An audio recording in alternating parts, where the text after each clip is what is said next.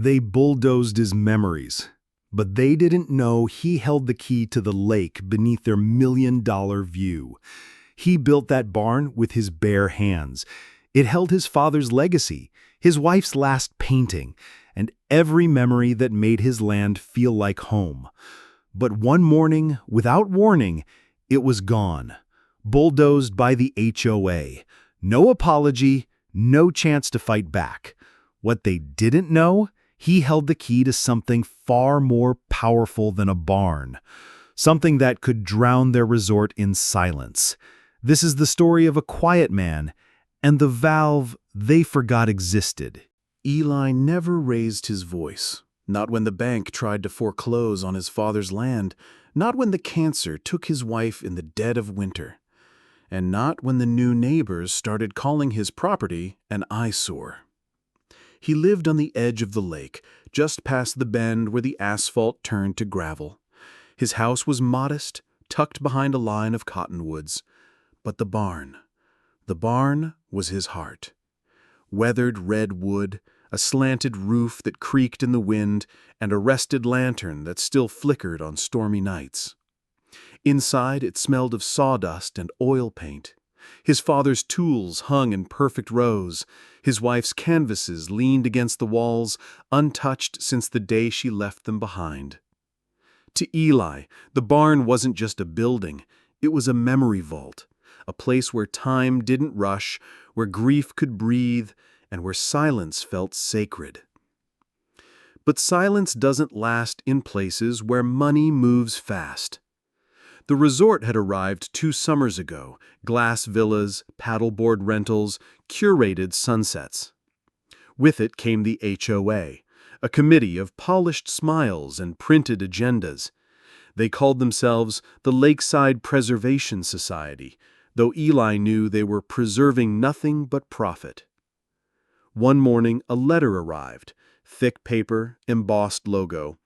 It read, "Dear Mr. Eli Thompson, your barn structure violates Article 3, Section 7 of the Lakeside Visual Harmony Code.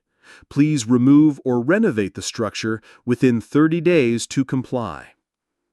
Eli read it twice, then folded it neatly and placed it under the leg of his wobbly kitchen table. 30 days passed. No renovation, no reply. On the 31st day, they came. He heard the rumble before he saw them. 2 bulldozers, a flatbed truck, and a man in a neon vest holding a clipboard like a sword. Eli stepped outside, boots crunching on frost-bitten grass. "I didn't approve this," he said quietly. The man didn't look up. "We're authorized. HOA directive." Eli didn't argue. He just watched. The machines roared, wood splintered, paint cracked. The lantern fell first, then the roof, then the walls, like a slow-motion funeral. Dust rose into the morning light, and with it, decades of memory. Neighbors peeked from behind their blinds. Some filmed, some whispered. No one spoke to Eli. When it was done, the man handed him a second letter, this one thinner. It read, "Demolition complete. Property now compliant. Thank you for your cooperation." Eli didn't read it. He dropped it into the ashes. That night, he sat on the porch staring at the empty patch of earth where the barn had stood. The cottonwoods rustled, the lake shimmered, and something inside him, something quiet, began to shift. It wasn't rage. Eli had known rage. It burned fast and left nothing but smoke. This was colder, slower, like water carving stone. He walked to the edge of his property, past the grove where the cottonwoods thinned. There, half buried in moss and memory, sat a rusted hatch. He knelt, brushed away the leaves, and opened it. Beneath was the valve. His father had helped design it decades ago, a manual regulator for the dam that fed the resort lake.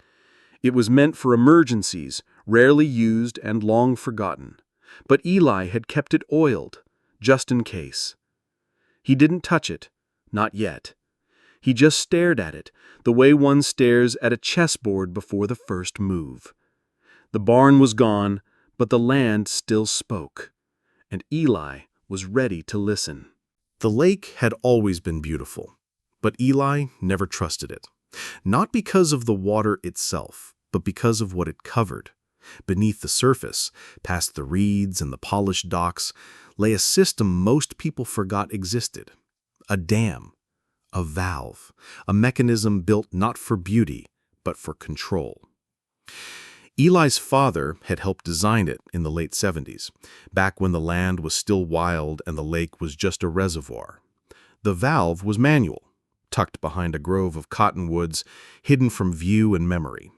It regulated the water level, a safeguard against flooding, drought, and erosion. But over time, the resort grew, the HOA formed, and the valve was forgotten. Except for Eli. He knew every bolt, every rusted hinge. He'd oiled it twice a year, even after the engineers stopped coming. Not because he planned to use it, but because it was his father's work. And Eli respected things that lasted. After the barn was demolished, Eli didn't speak to anyone for 3 days. He didn't answer calls, didn't respond to the HOA's compliance confirmation. He just walked the perimeter of his land, boots crunching on dry leaves, eyes scanning the horizon, like a man measuring silence. On the 4th day, he returned to the valve. It sat beneath a hatch, half swallowed by moss and memory. He opened it slowly, the hinges groaning like old bones. Inside, the wheel gleamed faintly, a circle of iron and intent. Eli didn't touch it. Not yet. He knelt beside it, fingers tracing the edge, remembering the way his father used to say, "Water doesn't fight. It waits." The resort depended on the lake. Its villas were built for reflection, glass walls facing the water, paddleboards stacked like trophies, guests sipping wine beside the shoreline. The HOA's entire aesthetic was built on serenity. But serenity is fragile. Eli stood, eyes fixed on the wheel. He wasn't thinking about revenge. Not yet. He was thinking about balance, about how things tip when no one's watching. That night, he pulled out his father's old engineering journal. Yellowed pages, hand-drawn diagrams, notes in the margins. He studied the flow rates, the pressure thresholds, the emergency protocols. He wasn't planning an attack. He was preparing for understanding. Because understanding is power. The next morning, he walked the lake's edge. Tourists smiled. HOA members waved. No one saw the man behind the silence. No one asked about the barn. But Eli noticed everything. The waterline was high. The docks floated perfectly. The resort shimmered in the sun. He returned to the valve. This time, he brought a notebook. He began documenting water levels, wind direction, rainfall, soil erosion. He wasn't just watching. He was calculating. Every inch of water, every shift in terrain, every variable the HOA had ignored. They had taken his barn, but they had left him the land. And the land still listened. One evening, as the sun dipped behind the hills, Eli sat on his porch, journal in hand.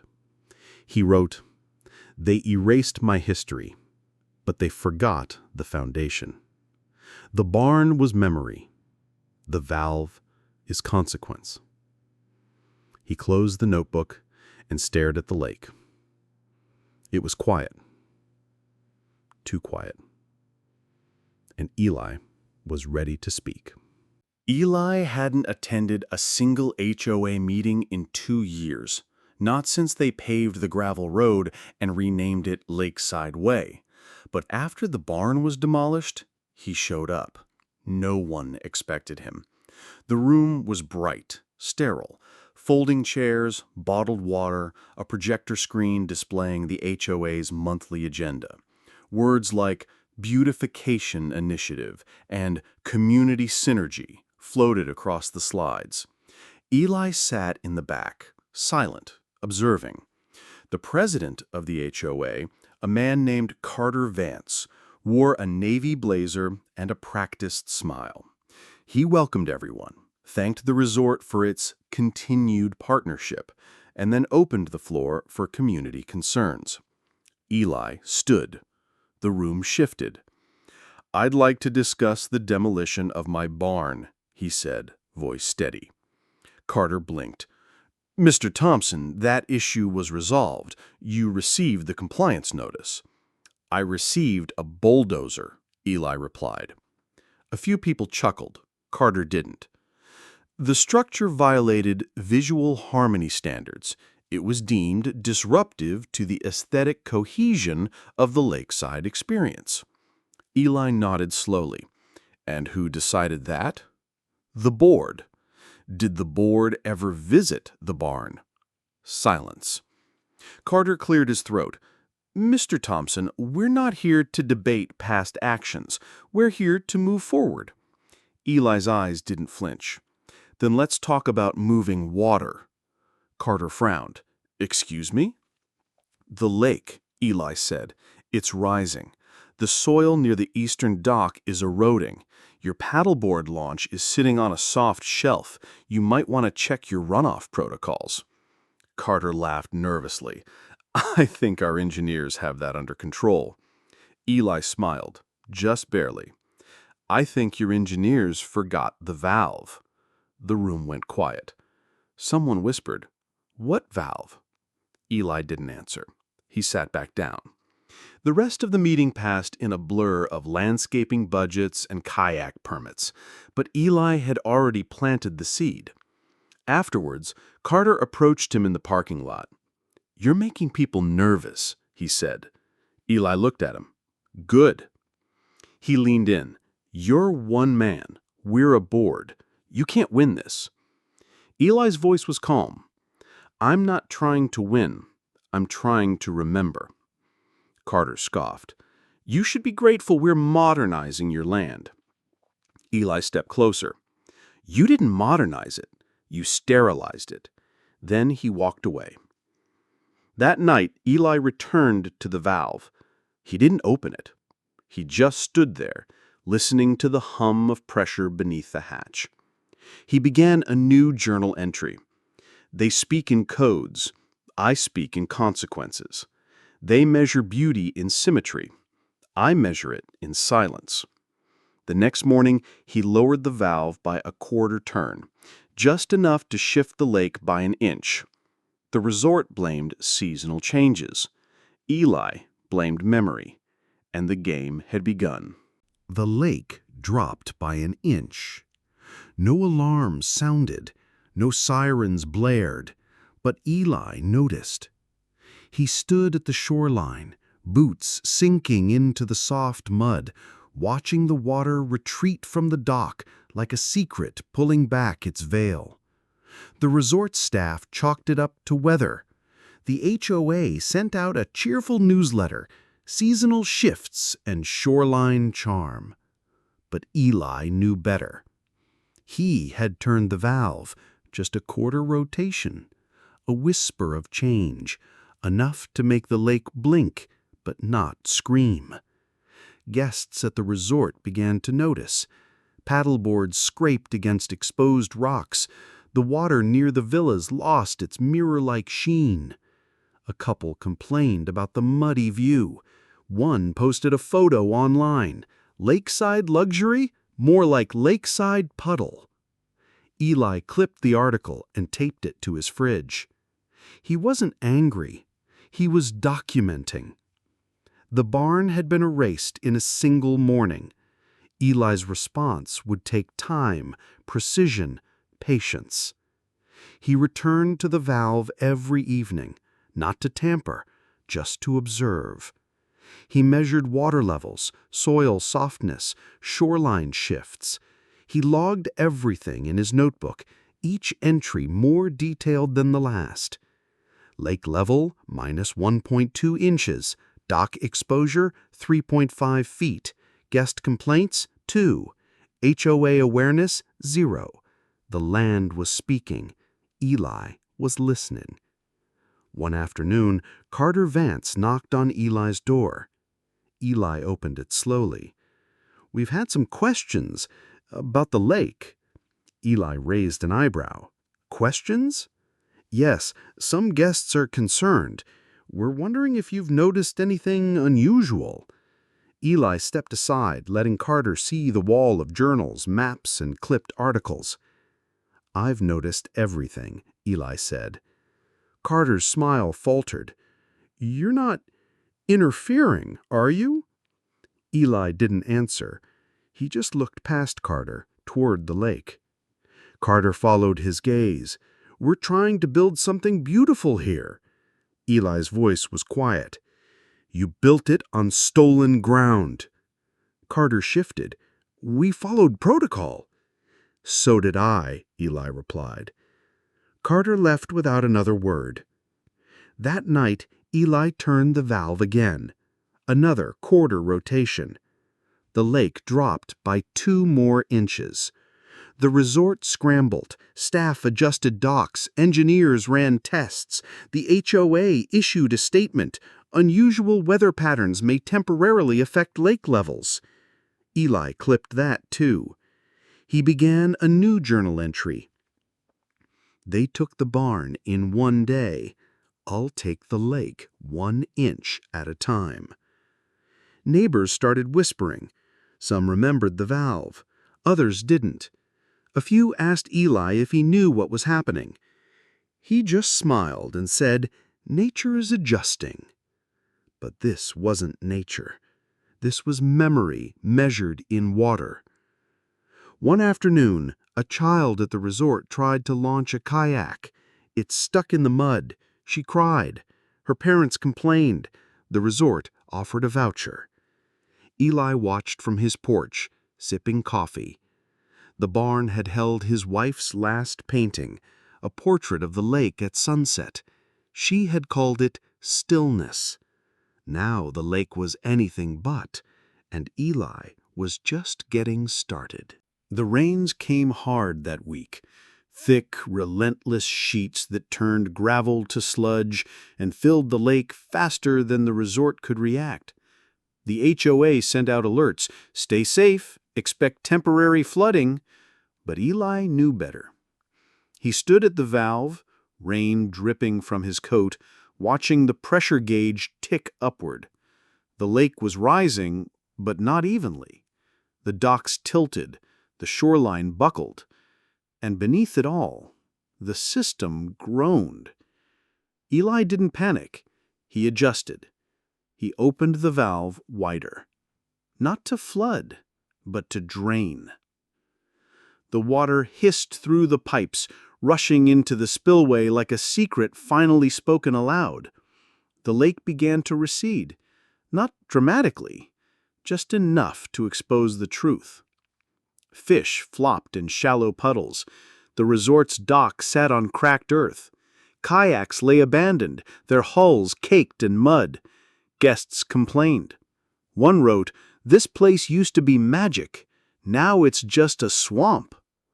Eli clipped that too. The HOA called an emergency meeting. Carter Vance looked pale. The engineers reported unexplained drainage. The board whispered about sabotage. Eli sat in the back, silent. Carter finally addressed him. "Mr. Thompson, do you know anything about this?" Eli didn't blink. "I know everything about this." The room fell silent. Carter leaned forward. "Are you responsible?" Eli's voice was calm. "I'm accountable." The board erupted. Legal threats, property rights, infrastructure violations. Eli stood. "You demolished my barn without a hearing. You erased my history. I'm just adjusting the future." Then he walked out. The next morning, a local reporter knocked on Eli's door. Her name was Leah, young, sharp-eyed, curious. She had read the HOA statement and sensed a story beneath the surface. Eli invited her in. He showed her the journals, the maps, the valve. He told her about the barn, the paintings, the tools, the silence. Leah listened. She didn't interrupt. She didn't rush. When he finished, she asked one question. Why didn't you fight them in court? Eli looked out at the lake. Some things aren't meant to be argued. They're meant to be felt. Leah published the story 2 days later. The Man Who Turned the Lake, one resident's quiet stand against HOA overreach. It went viral. Comments poured in. This is what happens when greed meets legacy. I'd drain the whole lake if they bulldozed my memories. Eli's not a villain. He's a mirror. The HOA panicked. Carter issued a rebuttal. We acted within our rights. Mr. Thompson's actions are under review. But the damage was done. Public opinion shifted. The resort's bookings dropped. Guests canceled. Investors pulled out. Eli didn't celebrate. He planted wildflowers where the barn had stood. He wrote in his journal, "Justice isn't loud. Sometimes it's just water finding its level." The lake was quiet again, but this time it wasn't serene. It was honest. The lake had stopped shrinking. Eli hadn't touched the valve in days, not because he was finished, but because something inside him had begun to settle. The silence felt different now, less like grief, more like pause. Then the letter arrived.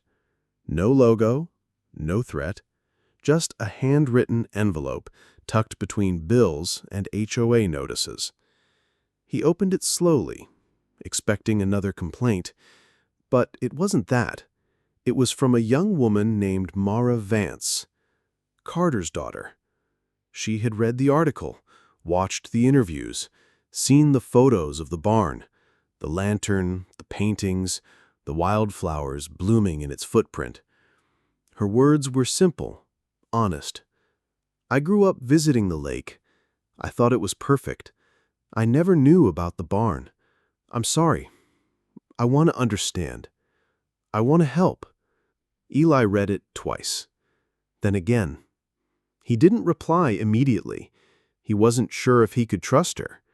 But something in her handwriting, the uneven lines, the smudged ink, felt real. 3 days later, she knocked on his door. She was younger than he expected, early 30s.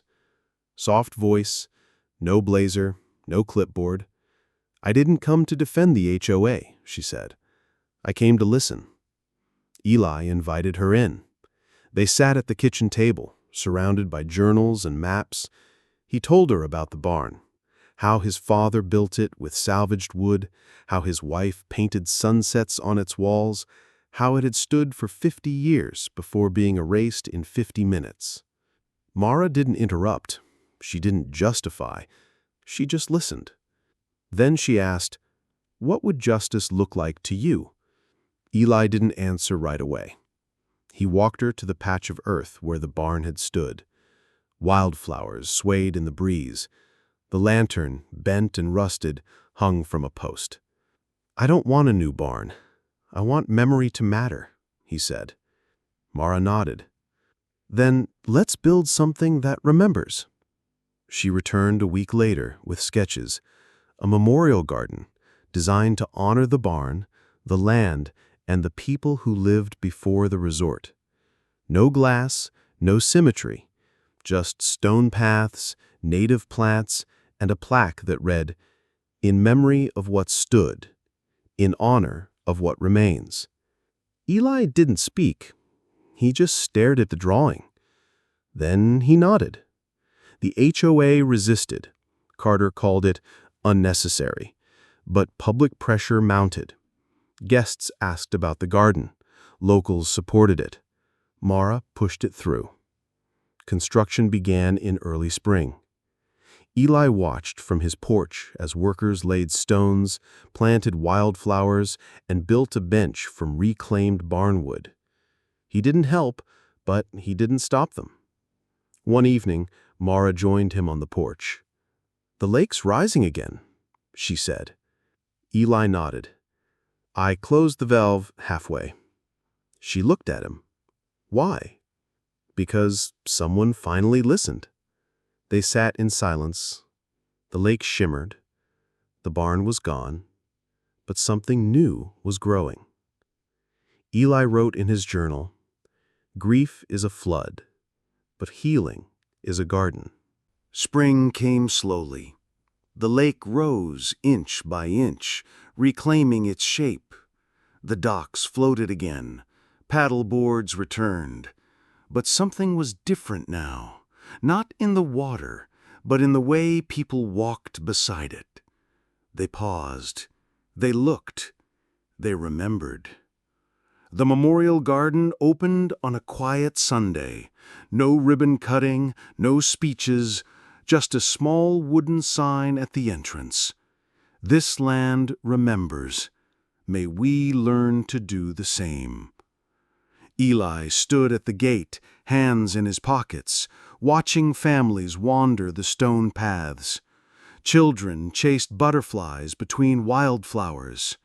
A couple sat on the bench made from barnawood, reading the plaque aloud. No one recognized him. And that was fine. He didn't build the garden for recognition. He built it for silence, for memory, for the echo of things that mattered. Mara joined him at the gate. "It's beautiful," she said. Eli nodded. "It's honest." Carter didn't attend. He had stepped down from the HOA weeks earlier, citing personal reasons. The board had changed. New faces, new tone, less control, more listening. Eli didn't attend meetings anymore. He didn't need to. The land was speaking again, not in protest, but in presence. He walked the garden path slowly, boots brushing against petals. He paused at the bench, ran his fingers along the grain of the wood. It still held the scent of sawdust and rain. He sat. The lake shimmered in the distance. He pulled out his journal. The last page. They took the barn, but they couldn't take the roots. The valve still turns, but now it turns with grace. He closed the journal and placed it beneath the bench, a gift for whoever came next. That evening, he walked to the valve one last time. The hatch creaked open.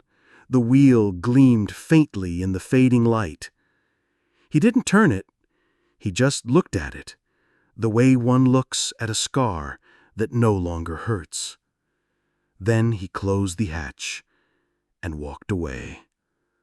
The lake was quiet. The garden was blooming. And Eli, the quiet man with the quiet barn, had finally found peace.